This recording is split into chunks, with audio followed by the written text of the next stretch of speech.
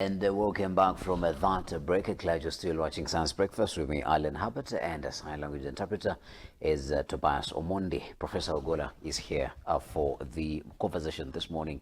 And actually, when I was doing my link to end the news, he was listening in and he corrected me that Raila Odinga is not the party leader of ODM. Rather, it is Governor of Kisumu, Anyang' Nyong'o. But then, when he came back from the AUC, he took it even without announcing. That was meant to happen. Oh yeah, but you see, Alan, Yes. Raila Odinga is bigger than being an ODM leader. I think he's a founder. But isn't the bigness waning depending on how he performed on the interview that he did with the NTV? Raila knew by coming next to Ruto, his political platform will actually diminish. So now Ruto has discovered that he did not make Raila AUC. He has been looking for him something in government, but there's nothing better than anything else that's available for Raila. Yeah. Then Raila now says that now I cannot go with you past 2027 because that what means making you have second term. So now the truth has come that the two people lie to each other, and the lie is going to affect both of them, isn't it? So by Raila not making Ruto second term, his political career will diminish. By Ruto not making Raila AUC chair, also he is not what he was thinking he is. So the failure levels of Ruto has been seen. So I don't have any surprise. Secondly, why is Raila with Ruto? You know, any relationship must have why is this person in and why that person in. This is a transactional relationship. Yeah. Raila and Ruto do not really like each other, because they worked before and they separated. So they don't like each other naturally. So why is Ruto liking Raila? Ruto likes Raila because Raila has given Ruto the oxygen Ruto wanted. Because if without Raila was there, Ruto could have actually been out of State House by now. Yeah. The Gen Z revolution was so strong. The revolt was just real. And because of that, why is Raila with Ruto? Raila is Ruto because Ruto has power and access to money. And you know, Raila has got, after running for election 5 times, he has had 5 teams of people who could be in his government. Can you imagine? He has had different cabinet, 5 cabinets. You know, when he was running the first time, he had a cabinet, isn't it? He promised them you'll be CS what, CS that. Then they didn't happen, isn't it? Second time also, he promised different people. And after promising people 5 times, he has 5 different people who are orphans who needs to be in the government. And that's why call it political debt. Yeah, so this political debt, he was trying to pay it by bringing some of these people into his government. Like, Joe has been bankrolling ODM, so he had to be there. Or Paranya, they have been supporting him in everywhere. So he had to bring. So finally get a feel of government, how it feels to be in government. Yeah. So Ruto is helping in cure this problem. So that's why between now and 2027, Ruto is helping Raila to cure his problem of keeping his orphans into office, while Raila is helping Ruto have the political oxygen he needs. So they are like CMS twins, isn't it? So they'll stay together for that month. Now, if Raila determines that Ruto can win the election in 2027, they will go together. And if Raila discovers he cannot win, maybe Raila will think otherwise. And the last point about Rigathi, Alan, I myself, Fred Ogola, do not like Rigathi Gachagua. In fact, after the election of 2022, I came out with a bill saying, after you are deputy president, you should not run for office immediately. And people said I was actually targeting Rigathi Gachagua. My reason was that during Uhuru Ruto government, Uhuru spent a lot of time pleading with Ruto. Please, come help me finish this race first before you begin yours. So I saw that the second term of a president was more of his DP dumping him and trying to campaign against him. So I saw that Rigathi Gachagua was supposed to be Ruto's deputy president and serve him. Then there's a cool-off period whereby after your boss leaves office, you need to take 5 years before you run. Just like Joe Biden was Obama's deputy president, Joe Biden served Obama until Obama finished his time faithfully. Then he took a cool-off 4 years out, then came back and won the election. So I've never liked Gachagua much because in the beginning he was sounding a little bit not very intelligent. He was looking very funny, I'm sure you get me. But when Gachagua left Ruto, Gachagua must have had what they call some moment of change. But I still don't like something about him. that he's still talking too much about Kikuyu, Mount Kenya. Gachagua is in the US. People are saying that even some of the meetings in the US are being held in Kikuyu. But I'm trying to change my mind about it, because you cannot be a leader who is always bashing other people. Yeah. Gachagua's fighting for Mount Kenya is not meant that he's talking about Mount Kenya against the rest of Kenya. Gachagua believes that by consolidating the Mount Kenya region, Yes. and then bringing to the united opposition could be one way to send Ruto home. And if you ask, 86% of the Kenyans have no faith in government according to Tifa Falls, isn't it? So if by conversing and bringing Mount Kenya as a block and using this thing to send Ruto home is one thing Gachagua will do, give it to him. There are some people who cannot even canvass their own village to bring to the ballot box, and they are blaming Gachagua. I remember Mount Kenya is so diverse, Alan. You know, people just think that Mount Kenya is one tribe. Mount Kenya is not a tribe. Mount Kenya is not a tribe. Look at the Embu, the Meru, the Mbere, the Tharaka, the Nithi, the Kikuyu. And also Kikuyu is also divided between the river, River Sagana, isn't it? They say that, you know, there is no power moving between here crossing over river, I don't know, river what or river what. You see all those things. Kikuyu of Kiambu thinks differently. They think they are more superior. Murang'a boys are the richest in town, you know that. You cannot even compare Murang'a boys with Nyeri boys. So Murang'a boys like James Mwangi, James Moria, they rule this city.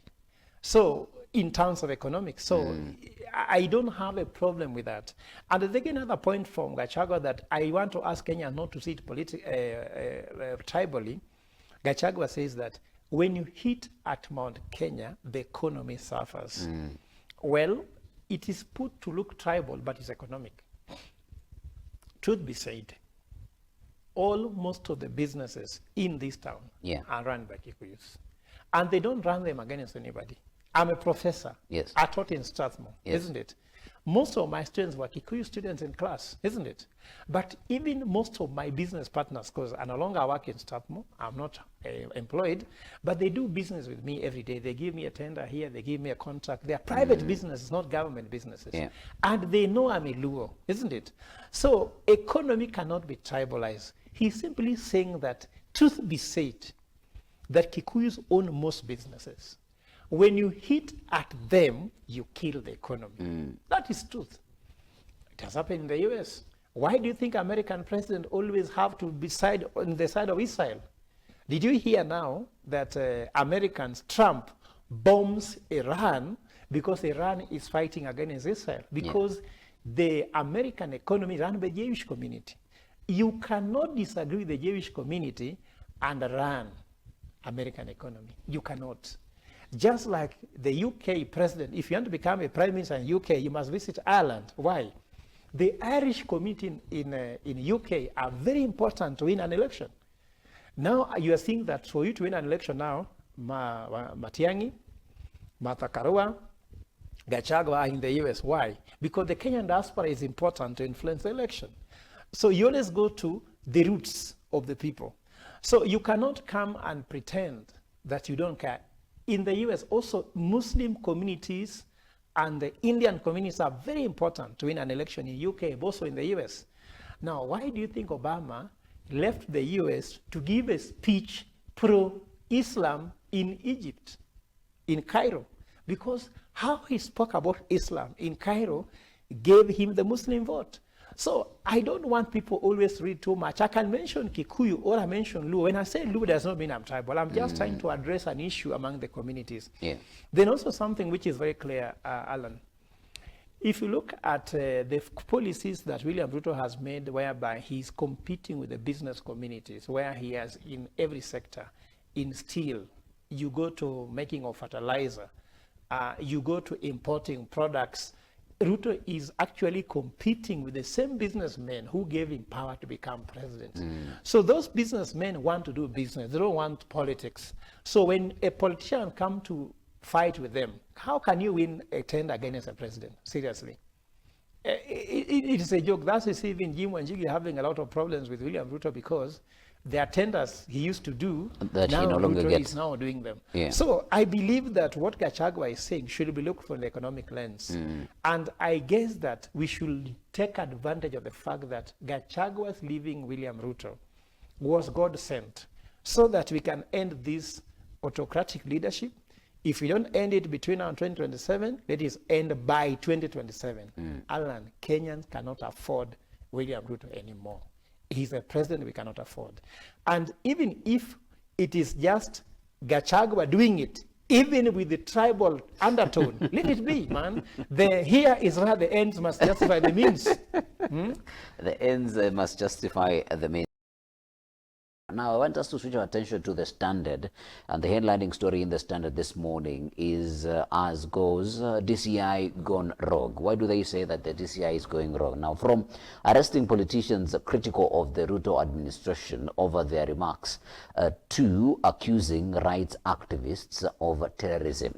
The Directorate of Criminal Investigations, DCI, has veered from the laughable to the outright absurd, tasked with bringing science and professionalism to law enforcement. The agency now resembles a political hit squad that is doing the bidding of the government and the powerful by enforcing vendettas, silencing critics, and trampling on fundamental freedoms with impunity. DCI boss Mohamed Amin appears hell-bent on dragging Kenya into the ranks of pariah states so long as he keeps the ruling elite satisfied. That is a story that you'll find on pages 4 and 5 of the Daily Nation. And the boss of the DCI is pictured in the Standard this morning, and this is also in line with the arresting of Boniface Mwangi and being charged for terrorism and financing the 25th June demonstrations. You have been very close to the demonstrations and the young Kenyans going to the streets. What's your take on what the DCI is doing on this particular headline in the Standard? Yeah, first of all, let me take this chance to ask for the freedom release of Boniface Mwangi, unconditionally so. Yeah. I know Boniface Mwangi in person. I went to visit Bob Njagi when we were with Boniface Mwangi. He's an honest Kenyan, really, just agitated about what's going on in this country. Yeah. Fighting for rule of law, constitutionalism. Remember last time when he was arrested again after the June 25th, we were always with him in court and the rest. And I think Boniface Mwangi is just doing the Lord's work, if you ask me. So I think that he's not even flight risk. Release him. Yeah. Even on cash bail, let him stay at home. Let you try all those things, because we believe there's no successful case that will raise against him on the issue of terrorism. Alan, if you just define what a terrorist could be, I don't think there's even need for a definition. Let's just try to picture what was a terrorist event in Kenya. Which one comes to your mind? The Dusit. Westgate. Yes. Dusit, isn't it? How was those things like? They were armed, isn't it? There was an army. There was an organization. There was an intention. There was a financial. Yes. What is Boniface's intention? What is it? These ones were supposed to threaten Kenyans, because this was actually Somalia. Mwai Kibaki went for the Operation Linda Nchi against Somalia because of the fact that they were threatening the national security of Kenya. How can Boniface Mwangi do that? How can a small girl like Julie Njoki do that? How are these young men who cannot afford a 50,000 shillings cash bail? If you ask a terrorist to pay 50,000 shillings cash bail, is it not laughable? It's laughable. They'll afford it.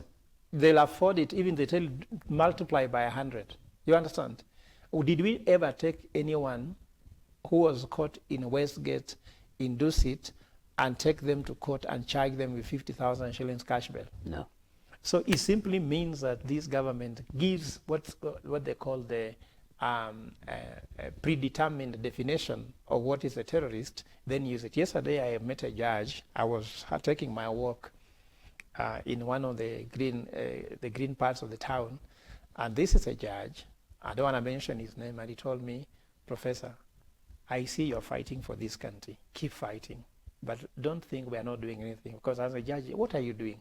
Justice. He told me, "Professor, we are being given cases that we have never seen in the history of this country to charge people with terrorism.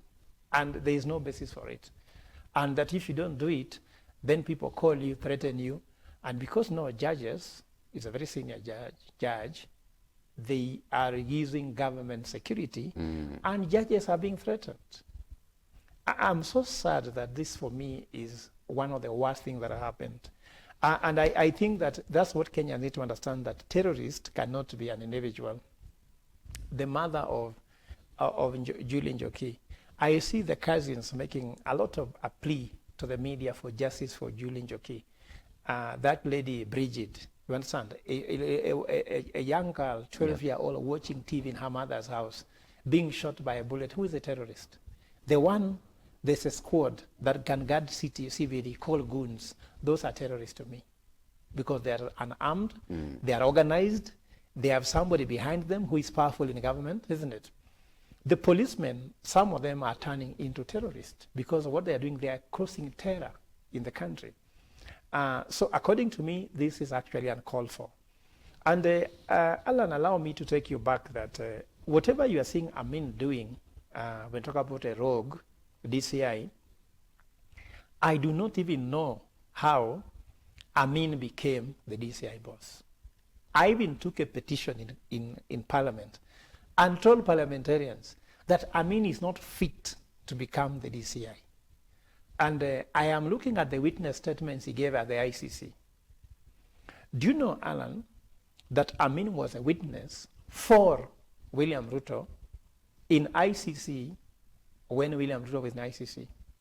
And he was trying to justify what William Ruto was accused to have done in Naivasha when he burned the church. What happened in Burnt Forest? When so many Kikuyus were killed in Rift Valley, and he was trying to justify that, I think that that was something which just happened. And he was trying to say it was about cleansing. So the statements that Amin gave in ICC, if you go read them, those witness statements are recorded by ICC. If you read them, you discover he's not. And I went to court and said he's not fit. Now Parliament that's now crying, they're the one who passed Amin to be appointed by the president. Now, when you had a president who was actually a suspect in ICC, you had a deputy president who was the lawyer of the suspect in ICC. Then you get a DCI who was a witness on behalf of the president in ICC. Which kind of government do you expect? So for me, I'm not surprised with anything at all. And Alan, forgive me, I went and said on TV in 2027, do not just elect people because of slogans and sloganeering. That's why even when you say one term does not mean you elect anybody shouting one term. Let us elect a leader who actually will solve the Kenyan problem. Someone who did not obey the constitution before will not obey now. Yes. So this is what happened before. Amin was whom he was before. He hasn't changed. He's just whom he is. It is the mistake of the people who had got the power to stop him from being the DCI that did not do their work. And they should not cry to anybody. Yeah. All MPs shouting in the parliament that they are discussing about Amin, they are shedding crocodile tears. And I can tell you, Parliament has powers to impeach the president. They can do so. If they can impeach the president, we know very well that that can bring chaotic. Why don't you even remove Amin? They can impeach Amin in Parliament. They have that power. They appoint and disappoint. Senate should do the same. Making nice speeches while people are suffering is not a solution to me. I see people say, oh, so and so was brilliant in Parliament, Senate. No. Let them come up with the solution, because those speeches are not solving the pain and the tears of the mothers, of the daughters, of the sisters, of the brothers, of the people who are suffering. Prof, I want us to extend that conversation about the members of Parliament, and it's also in relation with the IEBC and what they are supposed to be doing. While in Mombasa, for them doing the induction of taking up the roles as commissioners and chairman of IEBC, Commissioner Ethukon mentioned that 4 members of parliament have, their constituents have put in requests to have them recalled. In the aspect of them not being able to do their job, and now Kenyans are trying to recall them, what is the possibility of that happening with only 2 years left to the election, and also having over 6 by-elections are supposed to happen in replace members in parliament? You know, Alan, what should be done, and there should be no excuse of how much time is remaining. Unfortunately, these same members of parliament knew that there was a recall clause for every member of parliament. Then they put it very strangely that you cannot recall them before they take 2 years in parliament. Then you cannot recall them, I don't know, 1 year before they leave office. They are trying to make their recalling becomes complicated. And very tedious. And tedious. But I can tell you, recall them. We have 300 members of parliament who cannot even read a bill. You know, last time they said they didn't read even the bill properly. They pass things that are very strange. They don't have expertise. For example, if you go to a parliament, a committee chaired by Koech in security, someone who says shoot to kill, as the chair of a committee of parliament in charge of security, if you ask the young people, they don't recognize parliament. The parliament ceased to exist after they entered inside and set fire on it. It was very symbolic. When they finished with parliament, that's why even on 25th, they were not focusing on parliament. They were focusing on State House because they are finished with parliament. So as far as we are concerned, even me, I'm concerned, you tell me, Alan, since this parliament came to office, tell me one single bill they have passed that you're happy with. Just tell me one. Tell me one single vetting of any state officer that you can say, this was vetted, they're delivering. You tell me. Who? Now, the IBC they have put in place, they're the same well past the IBC. Is it not? If they refuse vetting the IBC, could they be on office now? No. No.